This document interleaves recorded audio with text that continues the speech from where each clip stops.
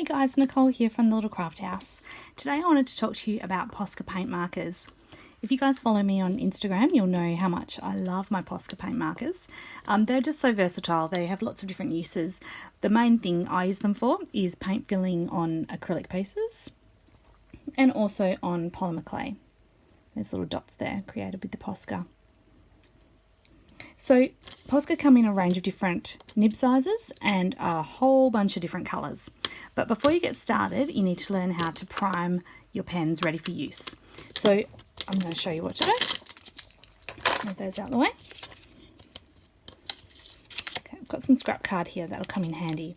Right, so this is a brand new pen. It's got the plastic on it still. So what you need to do is give it a really, really good shake.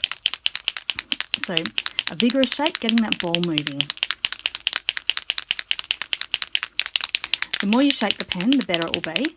What happens is inside you've got paint, and over time, between being manufactured in Japan and then getting to the place of sale or point of sale and then to your house or wherever you're using it, the paint's all settled.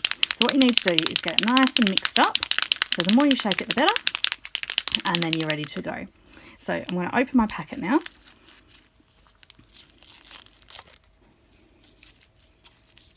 Okay, what you'll notice is that the nib is white. So this is because the paint hasn't come down the channel yet out to the nib. So now I've given it a really good shake. I'm going to get a scrap piece of paper and just start pressing on. Now, oh, you can see it happening already. The paint starts moving down that channel and onto the nib. So it shouldn't take too long. Give it a little scribble. Make sure the paint's flowing out nice and even.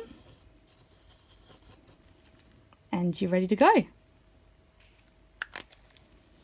Now if you find that your pen starts to run a little bit dry, or if it hasn't been used for a while, just make sure you pop that lid back on and give it another really good shake. Sometimes it also helps to, once you've given it a really good shake, take the lid off, face your pen upwards, and if you press down on the nib, it will release any trapped air inside of the pen. Another little handy tip that I've learnt is, this is one of my really old pens here.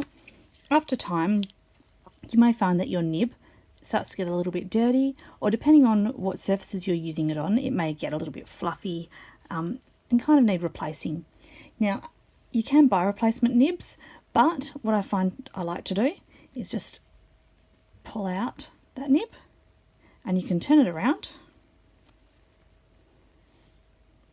reinsert it. It is a little bit of a messy job. And then you're good to go, just like having a brand new nib. I hope you found these little tips and tricks helpful. If you do want more tips and tricks, follow me over on my Instagram page, as I'm always sharing things over there. Thanks for joining me. Bye!